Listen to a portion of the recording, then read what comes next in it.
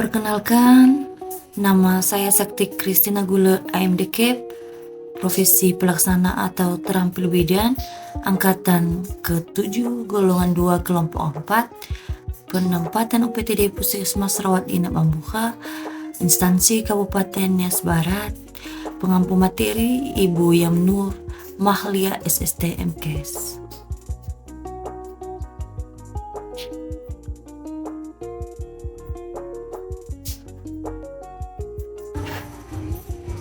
Korvaloi ASN terdiri dari 7 butir, disingkat menjadi berakhlak. Yang pertama, berorientasi pelayanan, akuntabel, kompeten, harmonis, loyal, adaptif, dan kolaboratif.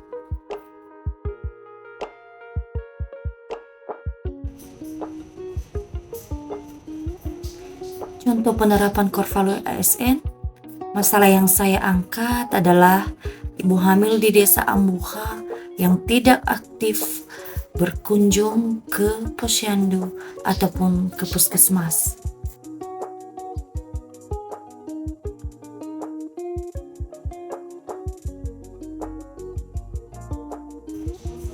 Berorientasi pada pelayanan, ada 3 sikap perilaku, yaitu yang pertama adalah perilaku ramah, kemudian yang kedua adalah cekatan, ketiga adalah solutif. Di mana penerapan sikap tersebut saya praktekkan di video berikut ini.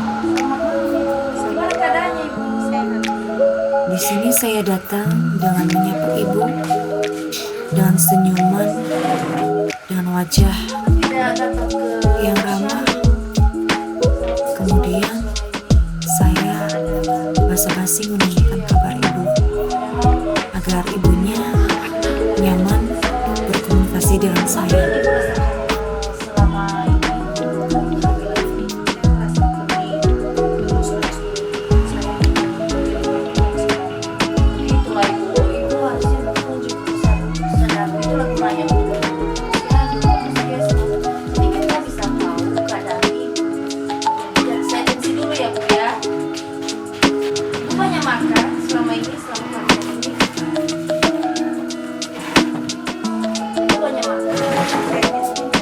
Di sini karena ibunya memiliki keluhan sering pusing, maka saya dengan cekatan, dengan cepat memeriksa tekanan darah si ibu, mengingat ibunya sering pusing. Saya curiga jangan-jangan tekanan darah si ibu rendah, apalagi ibu tidak aktif berkunjung ke posyandu maupun ke puskesmas.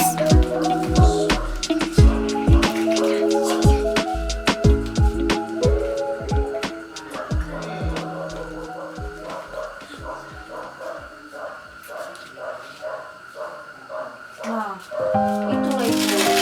Ini tensi ibu hanya 90/60. Pantas ibu merasa pakai ini ya ibu. Ibu ada buku pink untuk kehamilan ini bu? Dan si ibu, maka saya mengecek buku si ibu, karena kita sebagai bidan, kita harus mengabdi dengan sebaik-baiknya sesuai dengan sumpah profesi kita.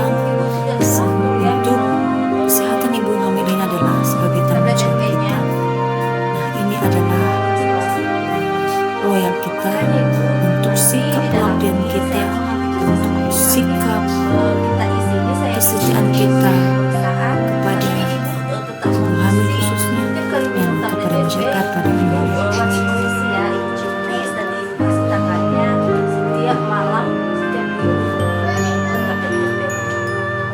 Selanjutnya kita lakukan pemeriksaan dulu ya bu.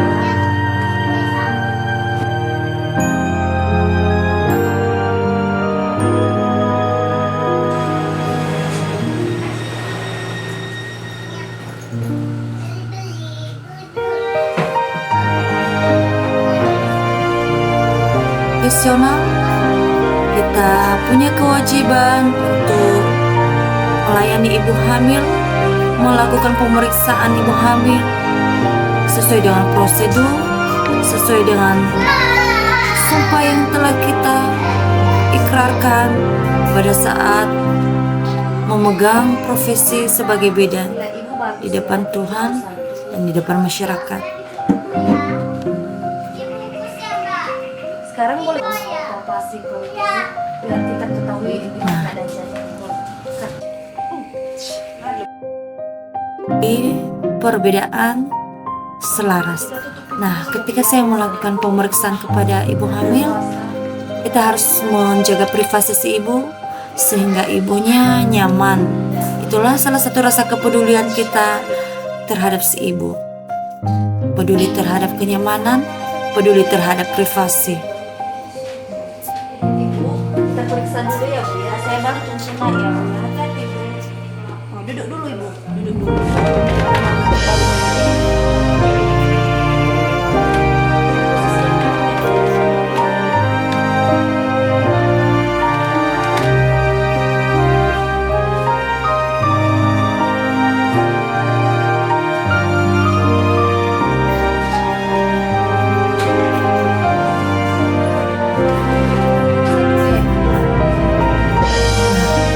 Di sini saya melakukan pemeriksaan kepada ibu hamilnya dengan melakukan leopard atau melakukan palpasi di bagian perut ibu untuk mengetahui kesejahteraan janin.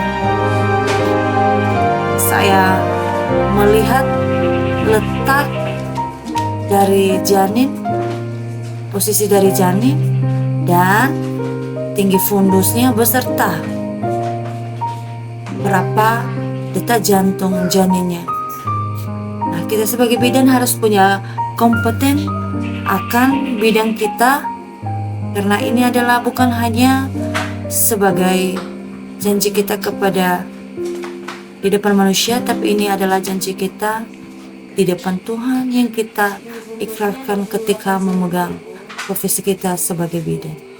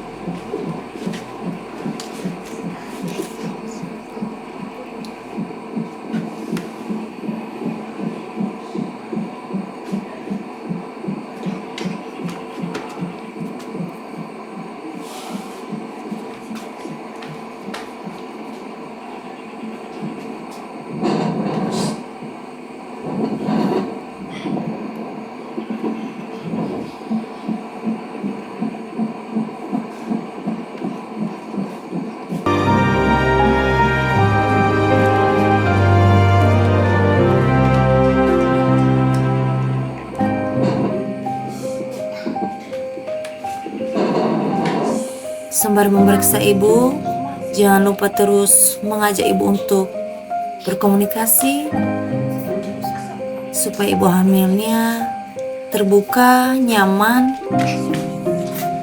akan pelayanan kita.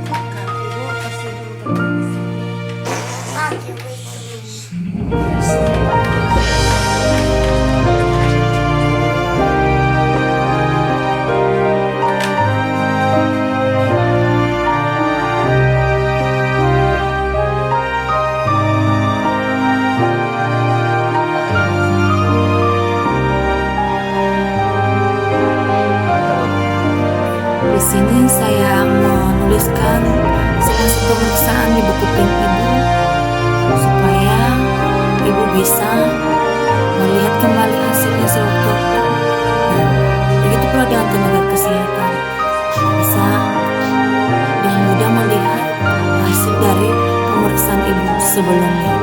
Nah, inilah bentuk dari akuntabel tanggung jawab saya sebagai bidan kepada ibu hamil. Tablet tambah darah saya berikan ya Bu ya.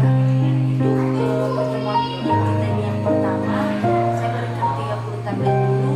Nanti saya harapkan untuk selanjutnya Ibu akan datang ke posyandu atau puskesmas.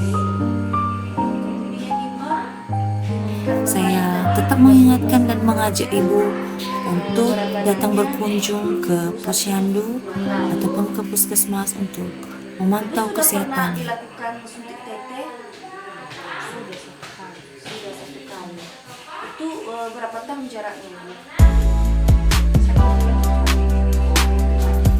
Untuk selanjutnya ya Ibu akan dipantau. Ibu harus datang ke posyandu dan puskesmas. Selanjutnya saya mengajak ibu untuk kolaborasi agar kesehatan ibu meningkat. Saya memberikan tablet FE-nya untuk vitamin penambah darah ibu. Namun tidak lupa saya ingatkan ibu harus minumnya secara teratur dan mencatatnya di dalam buku KIA.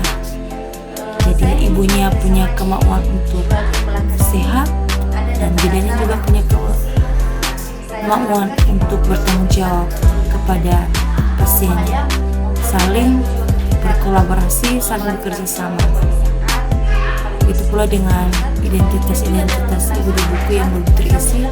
Saya mengajak ibu untuk bekerja sama mengisinya sesuai dengan data-data yang diminta. Saya akan lengkapi perencanaan persalinan dan pencegahan komplikasi ya Ibu ya. Ini siap persalinannya ini nanti di bulan 10 ini 15 di bulan 10 2023. Nah, penolong persalinannya Ibu sudah rencanakan siapa yang menolong persalinannya? Gimana tempatnya?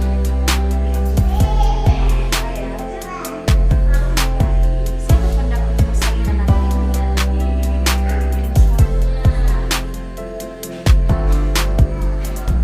Fasilitas kesana Bu apa?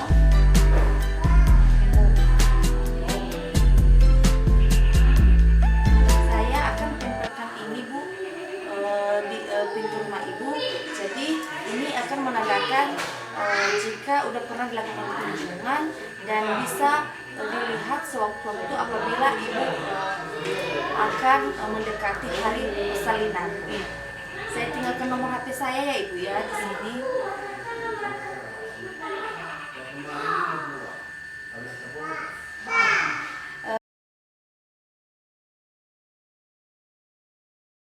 Karena Ibu sedikit malas datang ke posyandu dan puskesmas, saya akan menggabungkan Ibu ke grup WA supaya Ibu bisa mendapatkan informasi dan dapat berbagi atau sharing kepada kawan-kawan yang lainnya Ibu ya. Dan Ibu tahu juga jadwal posyandu. Sebagai bidan yang profesional, saya memiliki sikap adaptif di mana saya berinovasi untuk membuat grup ibu-ibu hamil yang ada di Amboka biar saling berbagi tentang pengalaman selama kehamilan, berbagai cerita tentang masalah, dan bisa menanyakan keluhan-keluhan kepada saya seorang bidan di dalam grup tersebut.